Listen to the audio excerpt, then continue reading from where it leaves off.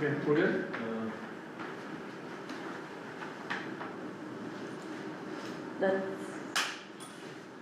ਵਾਹਿਗੁਰੂ ਜੀ ਕਾ ਖਾਲਸਾ ਵਾਹਿਗੁਰੂ ਜੀ ਕੀ ਫਤਿਹ I would like to welcome Onkar Singh, founder and CEO of Apolink. I was mentioning earlier, it was a funny story that almost 4 or 5 years ago, a friend of mine mentioned that, there's a Sikh prodigy from Jammu who has gotten an award from, I'm forgetting if it's either Prime Minister or President of the country. And I was like, it was a very proud moment for myself. And I, started following Onkar and his work and how, he was excelling. And a couple of years ago, I found him on social media and I reached out to him, just to say hello, introduce myself. And we kind of kept in touch for a couple of years. And then in the recent times, in 2025, I saw where he got almost $4 million funding from one of the, it's a venture fund, I believe, valuing his company to almost $45–50 million. And that sort of gave me goosebumps.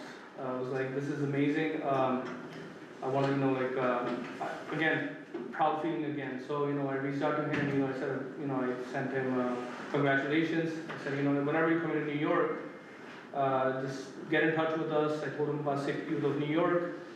And he reached out. He's like, I want to give back to Sikhi. I want to do things for the Panth as well. And it was a very happy moment for myself. So he reached out. He said he's coming to New York, and here we are. And our goal is that we highlight and we also appreciate and recognize our upcoming youth in any field that are excelling in finance or excelling in any sort of entrepreneurial company.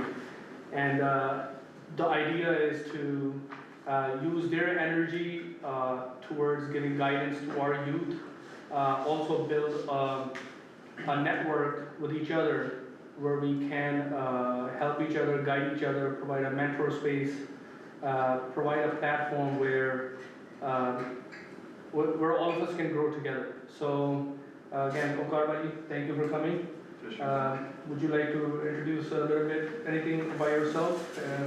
Anything you want to say about yourself? Sure. My name is Onkar.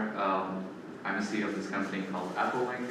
We're a satellite company based in Palo Alto, California, and we focus on building spacecrafts that can then provide 24/7 on-orbit connectivity to other satellites in space. And our entire goal is to make sure that there's anything with first responders or disaster or military or weather management, things are pretty much relied on satellite data, and we want to make sure that data gets to ground as soon as possible and try to bridge that gap of 8% connectivity to 100% using a network. And we pretty much want to make it interoperable, so we're proud to say that we are the world's first and world's most interoperable satellite network in low Earth orbit. What that basically means is that all these satellite companies do not have to spend $500,000 on a new radio or optical hardware to be able to connect to a constellation, which basically Starlink or all these other big space companies do. Right. They can use their existing radio comms to be able to bridge that gap. So they can use their existing comms technology they have been using to talk to ground, and they can use that to talk to a network and then we talk to ground. So we are sort of that intermediary layer between spacecrafts and ground, and we bridge that gap. Very nice. So the first question I have for you is what originally drew you towards space tech?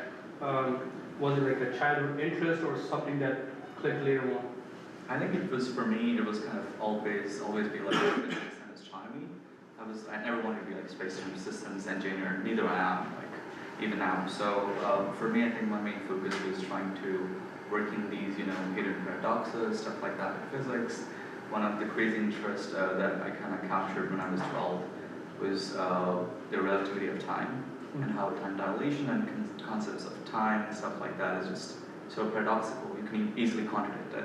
At the same time, if you go deep and deep into it, you just realize that all of it still doesn't make any sense, but at the same time, it does make sense. So it's just really fun to kind of think about And then over time, I just kind of grew into hardware side of things. And that's where I kind of combined my love for astronomy and space into hardware. And the easiest, go-to technology for me was like small satellites. So I kind of went into, developing avionics and hardware when I was in India during high school.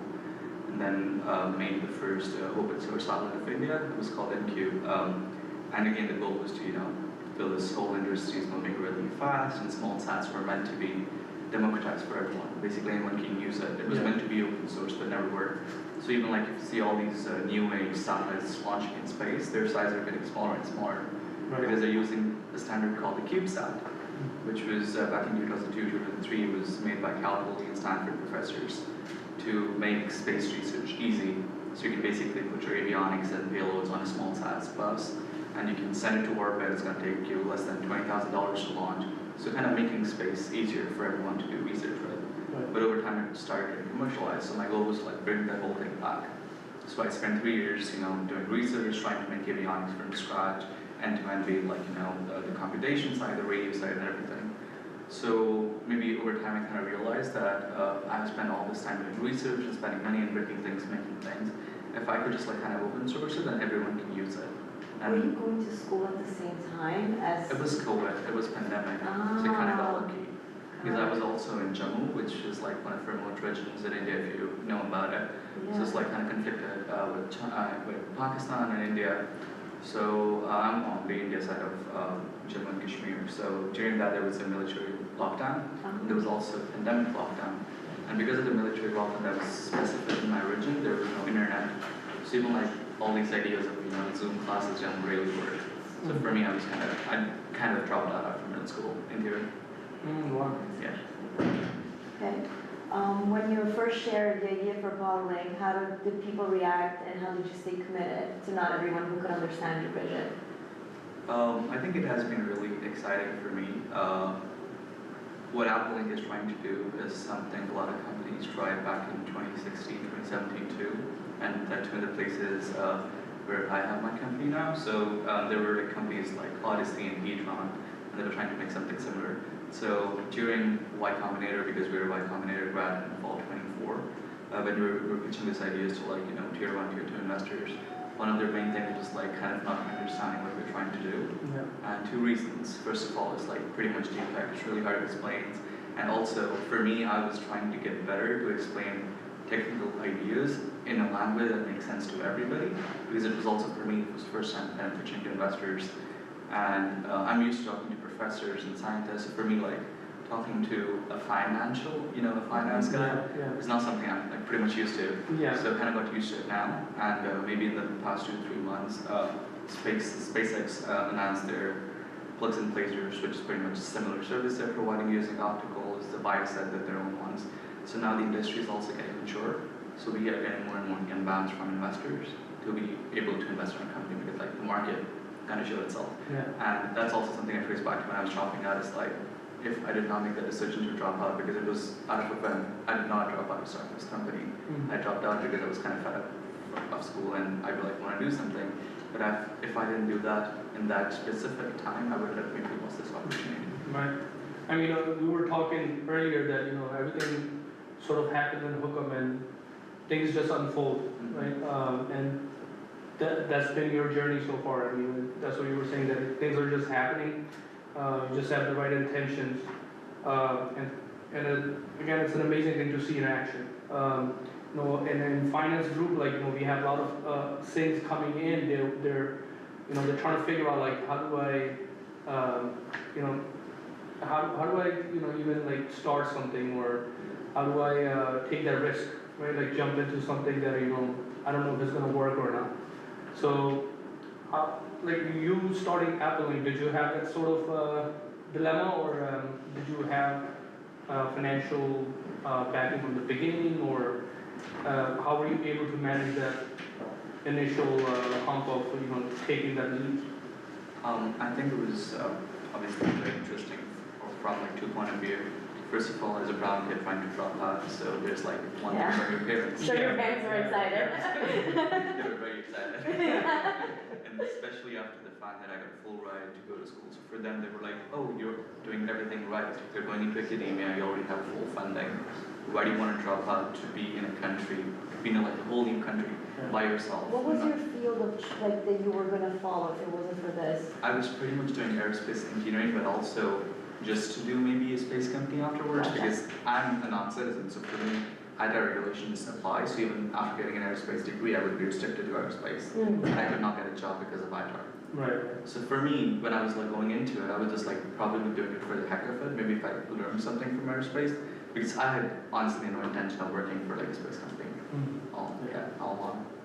I saw you mentioned changing your pitches to investors based on like the more knowledge that you got in your journey. What changes did you make? Because I think this group can really benefit from, you know, a basic pitch to like a more elevated pitch to like finance people, investors that have been, you know, in the business for a long time. What switches if you can remember, that you made in your pitches that helped you get funding? I think one of the main things was like, don't be super technical.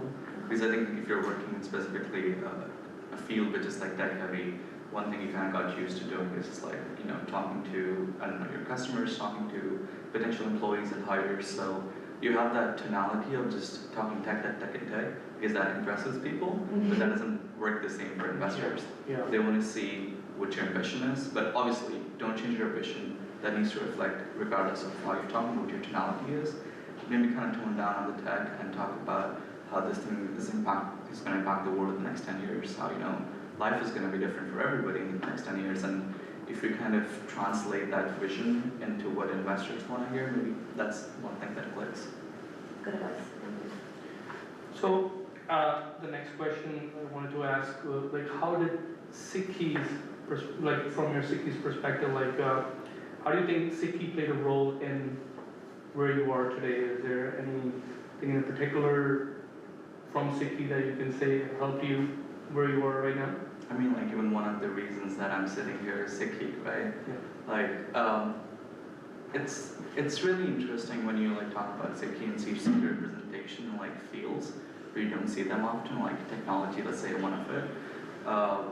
Even like when I was 12, 13, getting recognized, one of the main things of like, say, the videos going viral was not because I was getting President Award, they were like the 49 kids too. The main reason that it got viral because I was Sikh and I was Sikh that can be seen as a Sikh. So people were like, oh, look at this, you know, Sikh Munda or like Punjabi Munda doing this.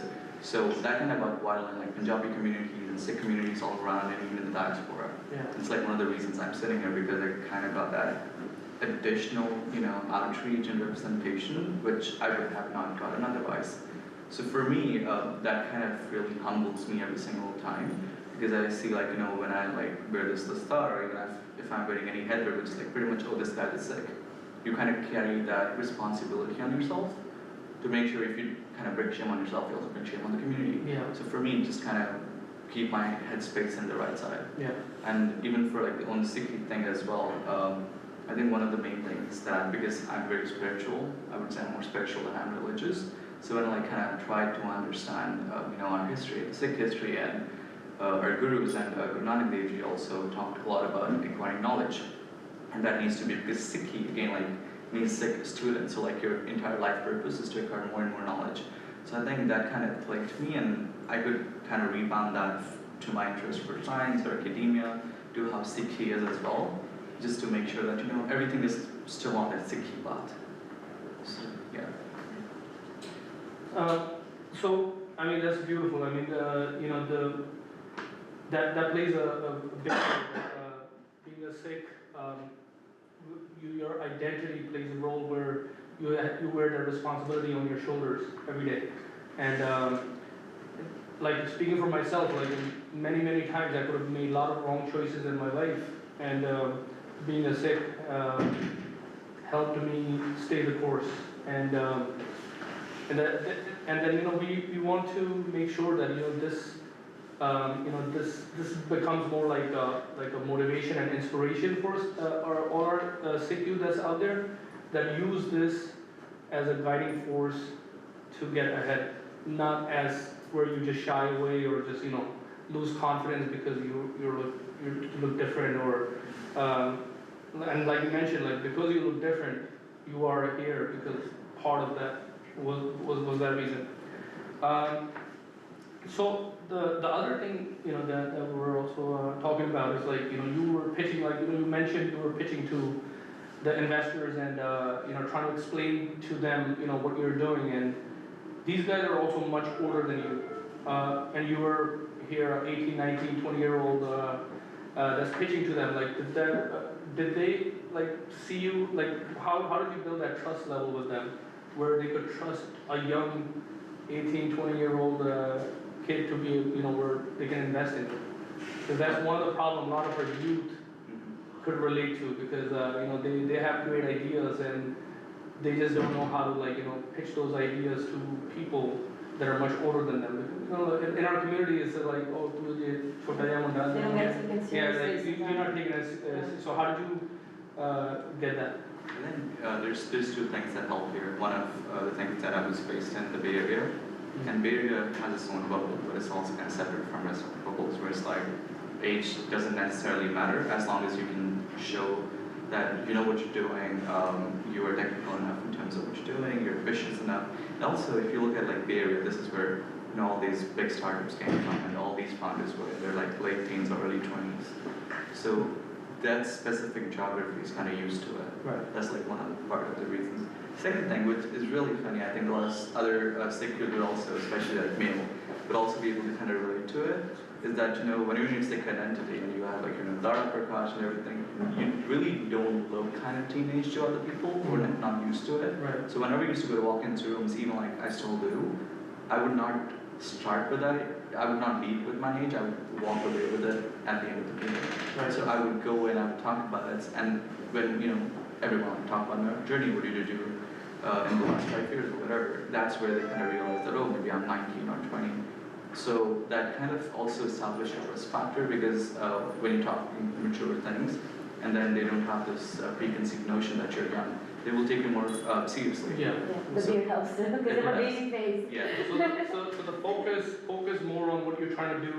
When you're talking to them, just focus on the actual work and your actual idea, and the age could be discussed towards the later part of your presentation. Because a lot of people, what they do is to get advantage of it, because again, as I said, SF has its own bubble, and one of the bubbles is like, oh, if you're young, you're a try, you're like a 1600 in APs, you drop out of Stanford, then you have this unfair advantage from VCs because they think you're cry.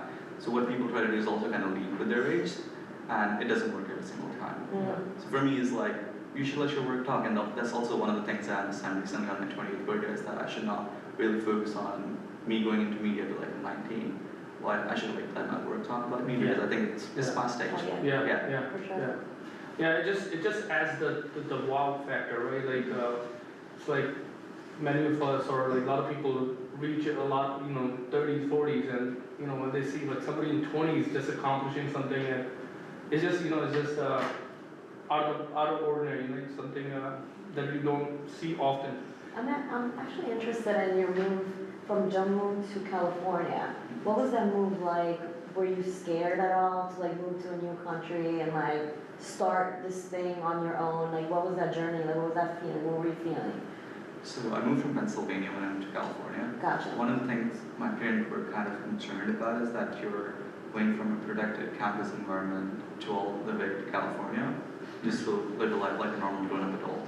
Right. And then also it's in kind of Sikh community, grandparents, the thing where you don't kind of leave your parents when you grow after 18. So for me it was kind of I left them when I was 18 in those terms, and then I started my own adult life where I'm not going to college. So they were scared, and I was honestly too, because going to a new country is one thing, being with the people your age is different, and then being in a campus environment is different, but then you go and it's because I was living in a community house in San Francisco in the first few months in SF, and everyone around me were 3 years older than me. So I had obviously I do talk to people who are older than me all the time, but living with them was one another thing. Yeah. So you were kind of forced to grow up, be more clean, be more tidy, and just make sure that you don't make a mess. Yeah.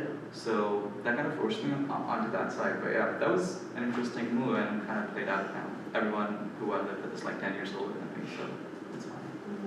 So since your journey started here, how have you been like to Gurdwaras? Have you been in touch with other Sikhs?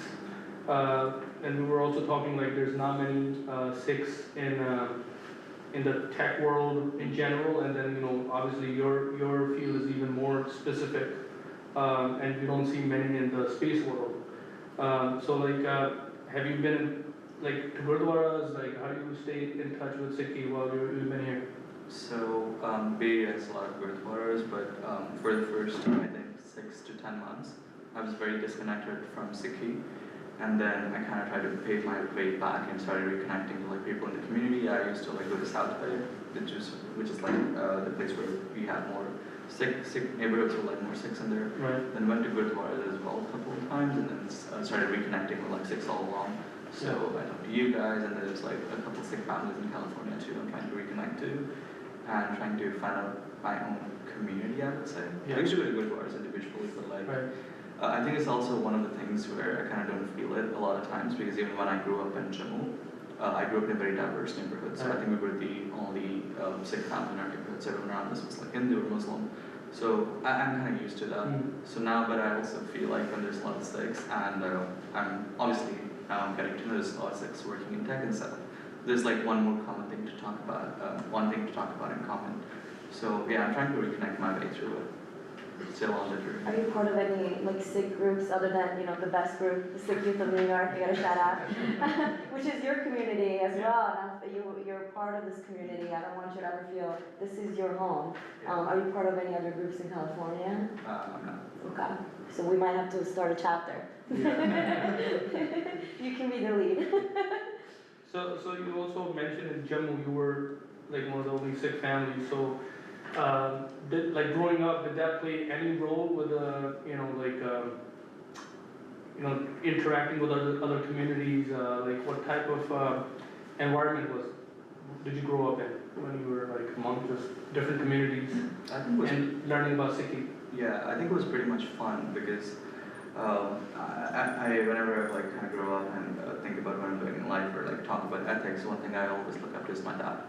So probably the nicest guy you would ever meet. Everyone says that about him, and I kind of always bow down and be like, this is what I want to be ethically. Aww, that's so And sweet. I think one thing my dad did, obviously, as growing up as an only Sikh into like neighborhoods with not a lot of Sikhs, is to make sure that whenever he walks, people respect him. Because again, when you look a certain way, it's so easy for other people to kind of stereotype you. So one thing my dad kind of made sure was that everyone respected him and liked him. And that's where this whole thing of, being a kind person came from, which is also part of Sikhi, you have like those 5 calms you don't want to do. And it's like, yeah, that was like one of the things where I looked at him and I'd be like, yeah, that's like kind of actual Sikhi, you're kind to everyone, you're nice to everyone. And that I also learned from him. And that the other thing I also learned from that whole experience growing up was representation in the communities where there's a lot of Sikhs.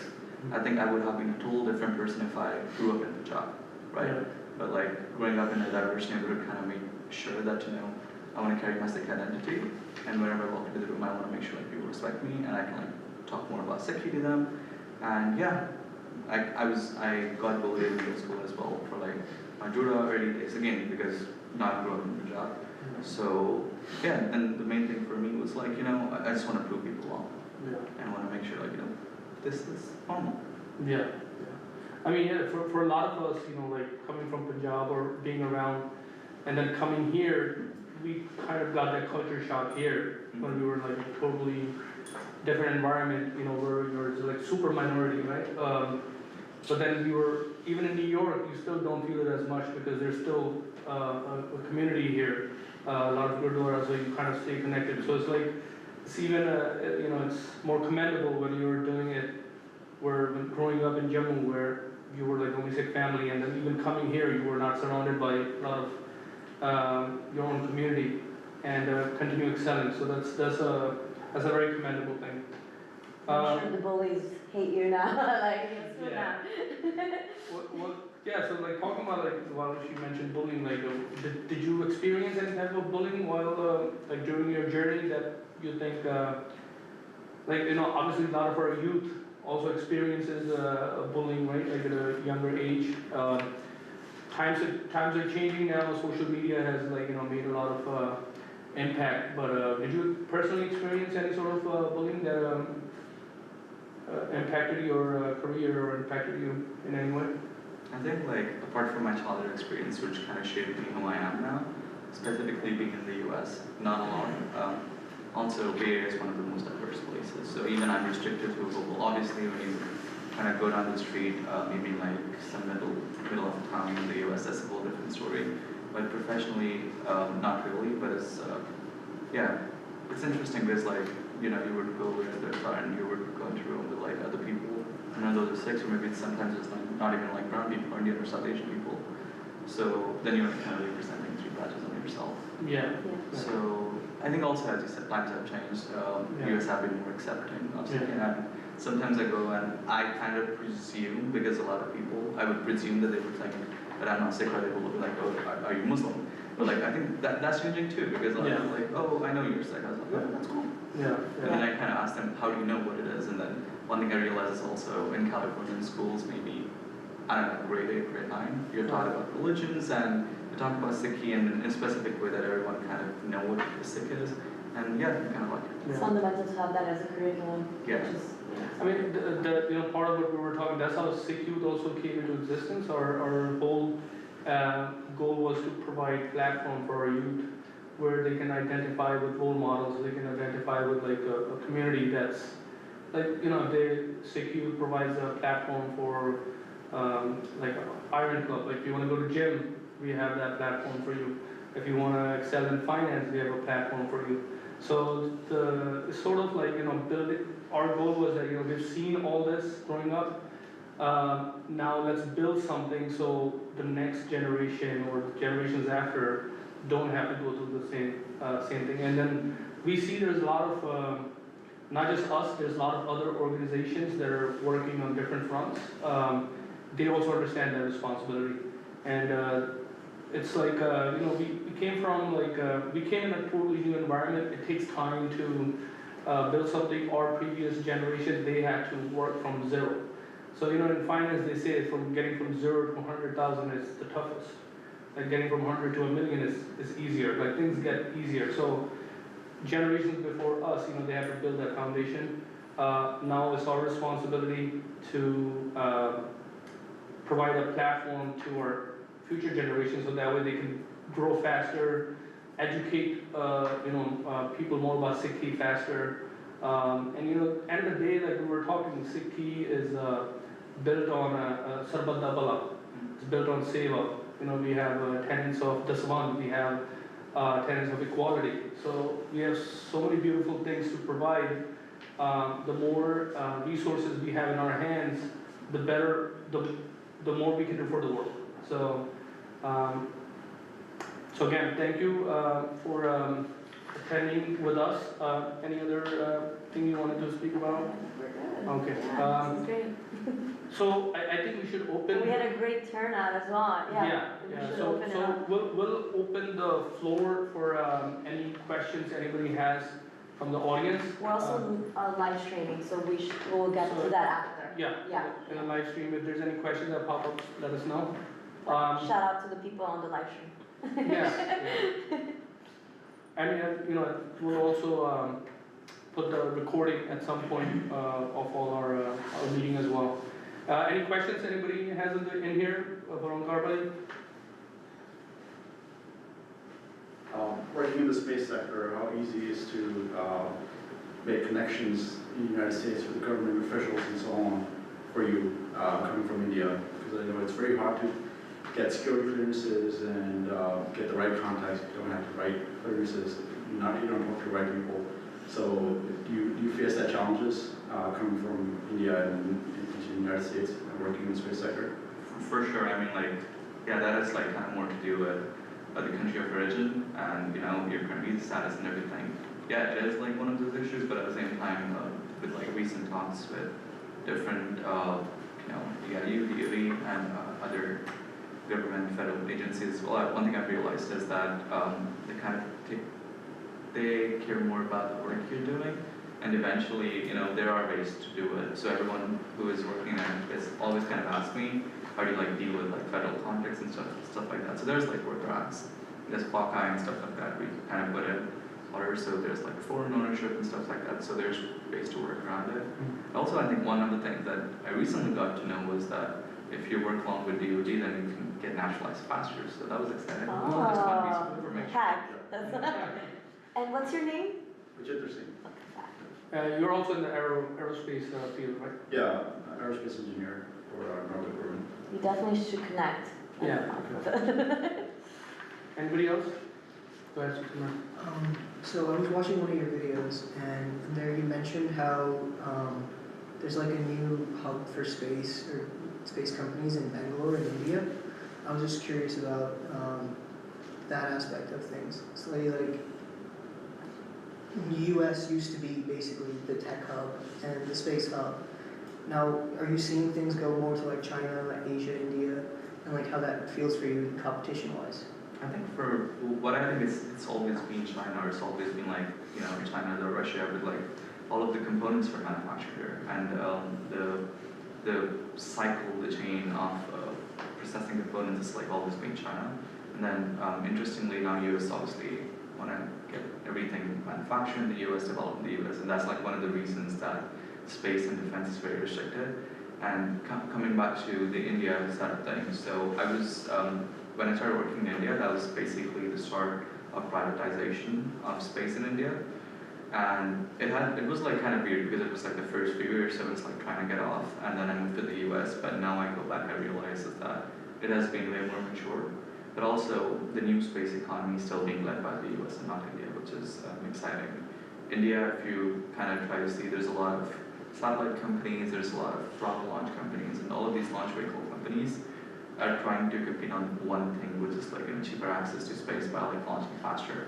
And they're building like engines, thrusters, boosters, stuff like that. So just like single component manufacturing. But if you look at like an end-to-end service, it's mainly American and European companies. Like especially what we are doing as well. It's like they're not just building spacecrafts.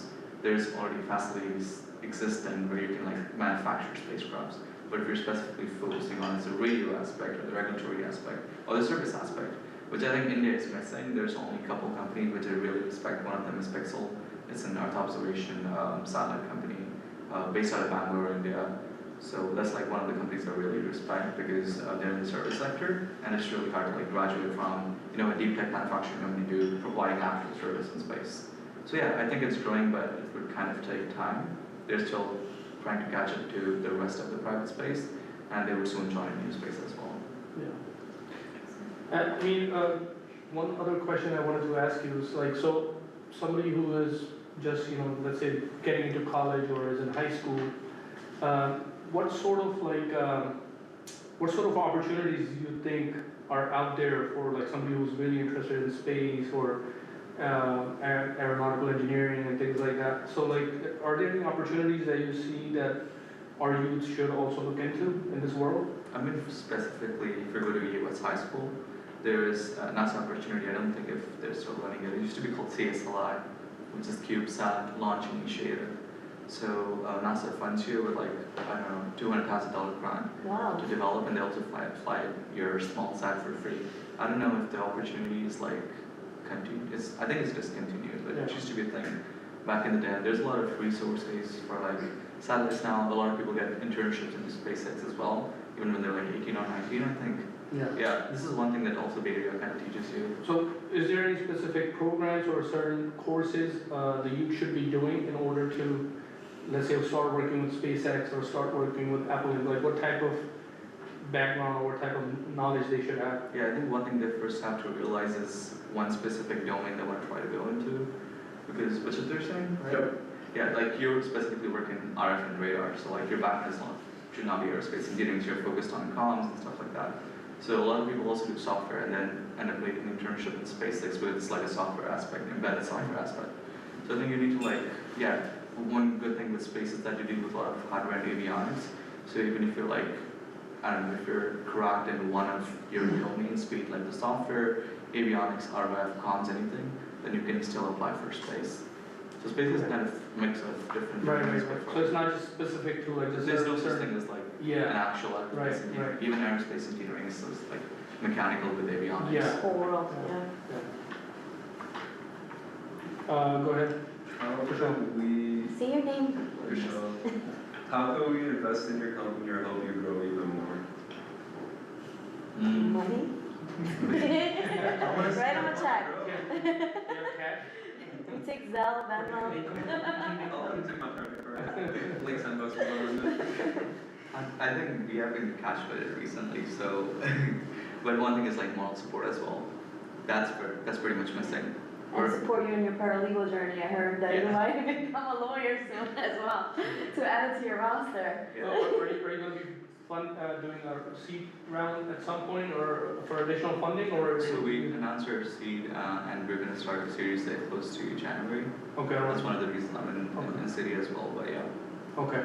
Yeah, so if like anybody in the community wants to invest in your company, they obviously would need to be a qualified investor. Mm-hmm. And then, that's something I've talked briefly in our group about. There's a lot of different websites now that are trying to connect, like even, you don't have to be like a $100 million or $1 billion network. Even if you're like a smaller network, they're trying to qualify a lot of these people to be able to invest into these pre-IPO companies. Yeah, I mean like as long as we do not get into like SEC trouble, then it's chill. But like I think as long as you're an accredited investor, Yeah. was like make more than $200,000. Yeah, exactly.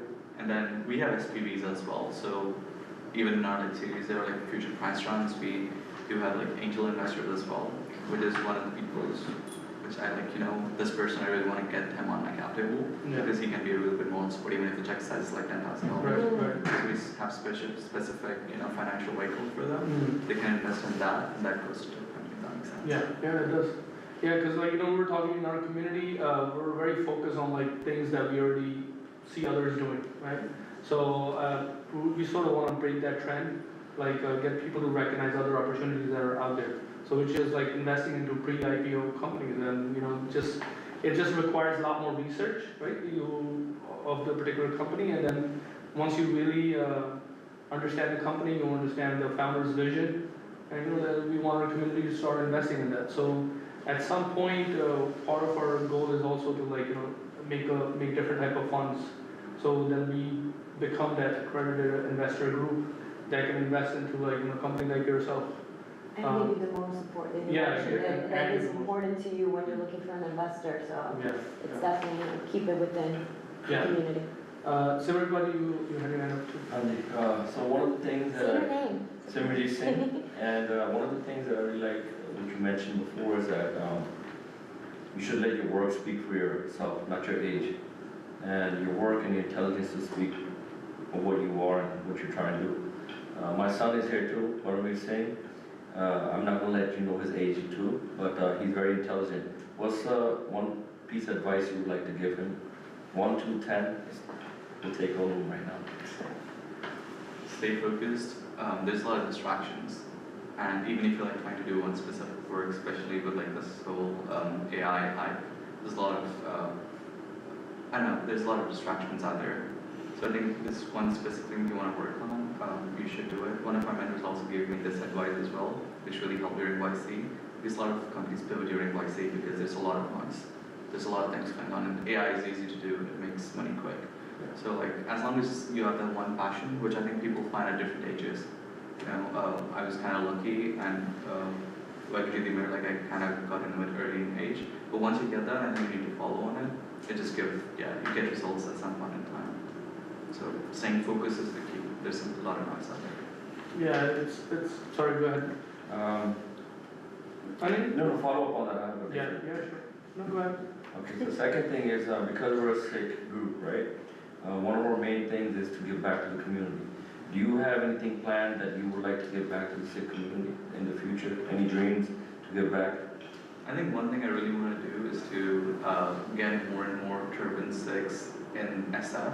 Because there's very limited number of like Sikhs in SF. There's a lot of brown people, but it's like no Sikhs. I don't see them in SF that often. So I want to do that, and one of the things that would make it easier is to have like a guru card. And in the city, there's no Guru card in the city, which I always kind of miss.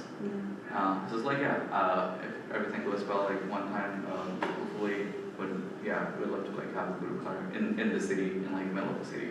So not like in the outskirts. So there's any Sikhs, because this is one of the reasons all of Sikhs kind of move into these places. And then it's like, there's either no Sikhs or just so many Sikhs. Yeah. And I wanted to be like more spread out. Yeah. So yeah, having a Gurdwara, having a Guru card in the city would help. I think anybody else? Any other questions? Go ahead, Gurdeep Singh ji. Hi, my name is Gurdeep Singh. How is your long-term vision for your company being shaped by Sikhi, or is it not a part of your long-term thinking? I think acquiring knowledge is the key. So even if you're like trying to go deep into the cosmos, I don't know, I kind of tie it back to the key. So that's my drive for like exploring more and more things. And then so what I do is like, whenever I do something in life, I just try to reconnect it back to Sikhi. I don't know if it's the right thing or wrong, but like I just do that. So I kind of make my own definition for Sikhi. So one of the things is like obviously acquiring knowledge. And even for us, all of these are obviously not real. You just kind of make these up, but even making things more democratized or easier for everyone. One of the things that we also kind of offer, like once the service becomes actually real, and indirectly we help first responders, those specific links, when someone needs that, if let's say there's a wildfire in California, happens every year, we would make those minutes of usage free, which kind of also comes back to the whole idea of Sikhi, right? That not everything is for profit. Yeah. So yeah, kind of that too. So even like the long-term vision of Sikhi and long-term vision within the company is like obviously acquiring more knowledge, making things more easier for people, and in these specific cases, not just kind of get lost into a lot of cash flowing through, but also focus on what's right and what's wrong. And that's one of the reasons there are specific things even within military that we don't work with just because of ethical reasons. I have a follow-up to that question.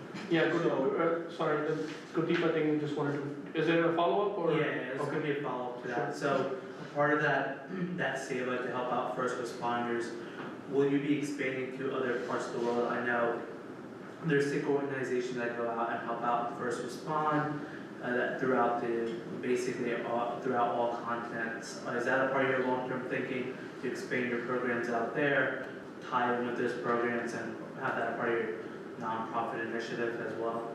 I mean, I do have a long-term plan. I don't want to talk about it right now because I also hold myself on to things I say here. So I do have some long-term plans separate from the company. Obviously, nonprofits, one of those, just tying back to Sikhi. But if specifically being talked about the company, anything that has to deal with like, saving a human life, or even saving a life in specific. Alright, just gonna buddy. Yeah, so do you receive any pushback from your investors or let's say your board or C-suite when you try to, I guess, implement some of these Sikh principles within your company? Because I'm assuming not all of them Yeah. understand or, Yeah. exactly. Activity, yeah. Some of them may be more, opportunistic when it comes to running a business, right? So how do you deal with those types of interactions? I don't think there's like any contradictions with your Sikhi principles, and when you just do normal work in life. Obviously, you can still make money, but there are some ethics that you just need to follow in life. If you're not ethical, you cannot be a human being, is what I think, right? And it just doesn't. It's not for like just exists for like any person out there. Be spiritual, not spiritual. Ethics is something you need to uphold in your life. So also when I talk about Sikhi principles, maybe this is the first time I'm saying it out loud, except outside my home with my friends, but this is when I'm saying it. But also, they just tie itself to my work, and it works well. You're not ditching somebody. That's also part of the Sikhi principle as well. So Sikhi principles are just like a normal, decent human way of looking at life. So there's no pushbacks. Have you educated some of your investors to things of that nature, like what Sikhi is, and in the finance world, do they already know what a Sikh is when you approach them, or? I think they do. Okay. A lot of them, especially in the Bay Area, they do. There's a lot of founders coming in, which is always great to see. One of a person I met before my YC bet started, they recently raised their trees, and he was like all over the tech Twitter. It was really great to see a Turban Sikh there. Never in my 9 lives had something. Yeah. So, yeah. How was that conversation with your co-founders when you were basically building a company? How did they get involved or taking part? Let's keen understand your philosophy, your way of thinking, and how it would impact your basically decision making and how you want to operate as a person and as a company. I think luckily everyone in my company, especially like the early hires, including our C-level, all of them are just like nice, decent human beings. So there was no, there's a certain way of doing business, right? And then there's like certain ethical limits you have. Part of that is obviously key. I think they're working parallel. There's no situation where I'm like, oh, this is my ethical boundary, and maybe we need to do this right to kind of get business. It's also important to have a good team with you, Yeah, around for you. sure. To have good people and not just people that just say yes, but people that kind of check you when you need to be checked, and people that like support you and grow with you, and not impede you and don't want the best for you. So Also, you're the byproduct of people you live with, yes. people you're surrounded by, and that just goes for, I don't know, your roommates, families obviously, and then even early team members as well. Yeah. Because I just go see them every single day in the office, I'll be a byproduct of them. Yeah, exactly. Guys, it's We got a last question. So I run a youth robotics team for high schoolers from. Say your name. Yeah, I was gonna get into it. Simran. Sorry, alright, I'll repeat the question. So I run a youth robotics team for 7th through 12th graders, and most of them are really young, they are sick, but even if like they go to the same schools as other kids who have those opportunities, they feel like they can't break into those fields because it's not for them. Or maybe they have parents that are saying, hey, you need to focus on studying, you don't do the extracurricular. So we started the robotics team as a way to like get them into STEM outside academics. What's some things you've seen or like words of encouragement you have for students like that? It's the mindset. It's for sure it's the mindset. Even with like your parents as well, it is the mindset. They kind of feel like getting into these fields are restricted, and they're not. It's just more about you have to kind of take that up, and there needs to be one person doing it. So mindset plays a big role, and I think we've seen that in prom campus every single time. Whenever we talk about it, it's like, this is too risky. This is too too non-cultural. Foreign. They don't know. Exactly. So I think it is the mindset. The mindset needs to change, and I have kind of I have seen myself in these situations so many times, and only thing I have to say is that I think the upcoming generations will kind of change that.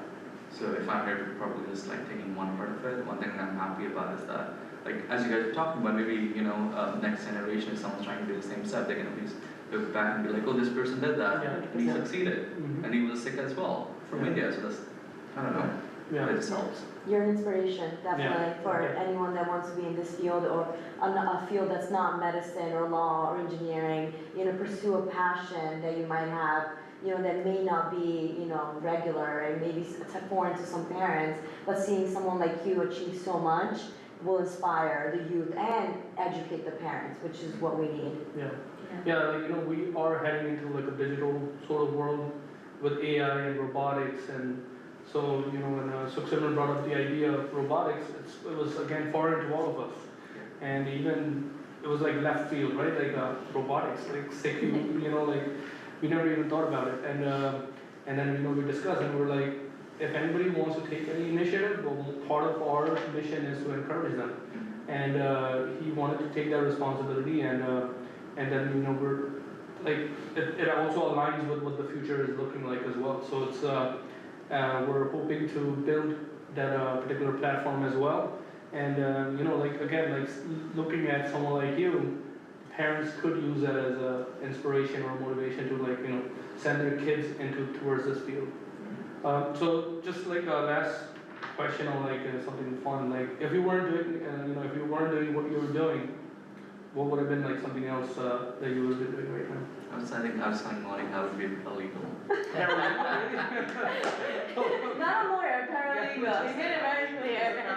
I don't want to find cases, it's really hard to do it. No, I think over the past 2 years or so, I think I'm very intrigued by law, U.S. law, and just like law in general. This is really You're fun always to me. welcome. 7 years. Yeah, and I always love preparing documentations, and I always do that. I started that for my company, and then I do it for friends as well, and kind of verified it, so everyone calls me just like in a tiny paralegal. You're welcome to Yeah. be my tiny paralegal.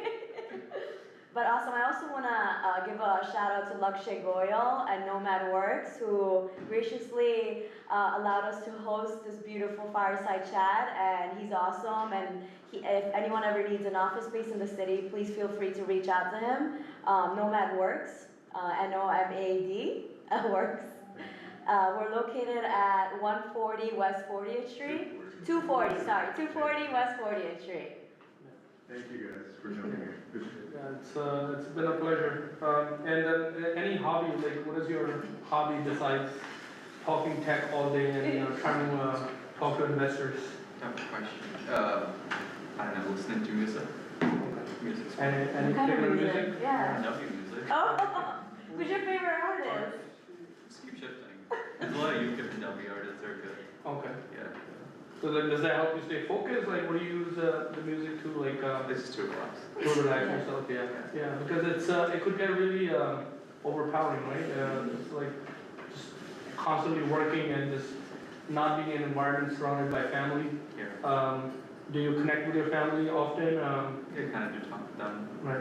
every I don't know, twice a week. Yeah, yeah. A lot of us have been are blessed that we have family here around us. That sort of has helped a lot of us to get ahead in life, and then doing it also without family is another layer. Like a superhero.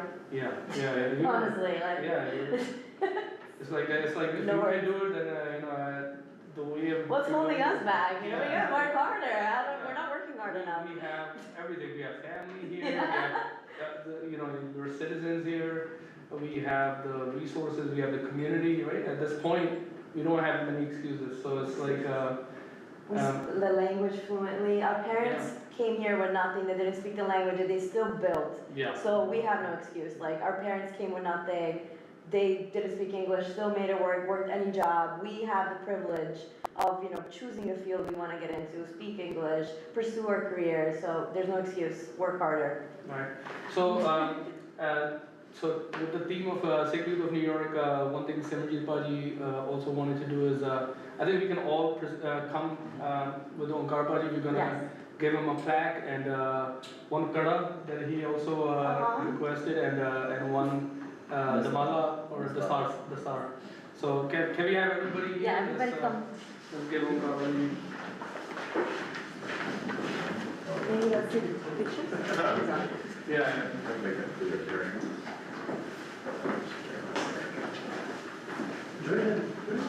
Yeah. Lakshay, you're part of the Sikh Youth of New York now. No other place I'd rather be. You can come up here. Take it off. Yeah, please. I do have a few things. Oh, okay. You go ahead. Let's have a Let me come back. All right.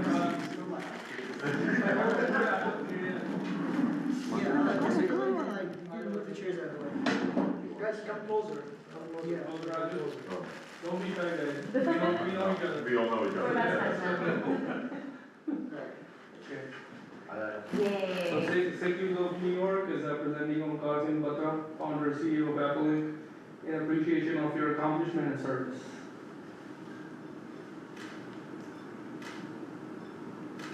Perfect. And then we also Take one more want one. NomadWorks.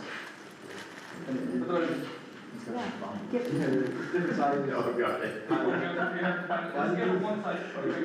For now.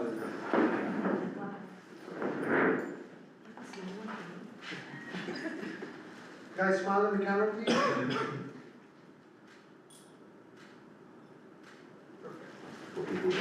And one last thing. We'll give you the bag. We'll give you the bag. Don't worry. Yeah. Let me put it in the bag. Onkar Singh, आपको पता ही होना है, but so long time ago, ਜਦੋਂ ਵੀ ਕੋਈ battle ਹੁੰਦਾ ਸੀਗਾ ਨਾ, so a way that one would surrender, right, is they would take any type of cloth, put it around their neck, and then put it in their mouth. the enemy would know that this person is surrendered. So फिर अगला जो enemy ना वार नहीं करता है, वो छाड़ देता है. So we bless you, we wish you victory in every single aspect of your life, but we want you to forever surrender to God, एक ओंकार, to Waheguru, Guru Granth Sahib Ji. And the सूर्य का मतलब ही यही है कि तुसी surrender करना पल्ला पड़ के महाराज ਨੂੰ. ਆਪਾਂ ਤੁਹਾਨੂੰ ਗਿਫਟ ਕਰਨਾ ਚਾਹੁੰਦੇ ਆ ਕਿ ਤੁਸੀਂ ਹਰ ਮੈਦਾਨ ਫਤਿਹ ਕਰੋ ਔਰ ਹਮੇਸ਼ਾ ਸਰੈਂਡਰ ਵਾਹਿਗੁਰੂ ਨੂੰ ਕਰੋ, ਗੁਰੂ ਗ੍ਰੰਥ ਸਾਹਿਬ ਜੀ ਨੂੰ ਕਰੋ ਤੇ ਸੇਵਾ ਹਮੇਸ਼ਾ ਕਰਦੇ ਰਹੋ. ਬੋਲੇ ਸੋ ਨਿਹਾਲ। ਸਤਿ ਸ੍ਰੀ ਅਕਾਲ। ਵਾਹਿਗੁਰੂ ਜੀ ਕਾ ਖਾਲਸਾ ਵਾਹਿਗੁਰੂ ਜੀ ਕੀ ਫਤਿਹ। Alright, that was beautiful, guys. Thank you so Aw, much. this is so good.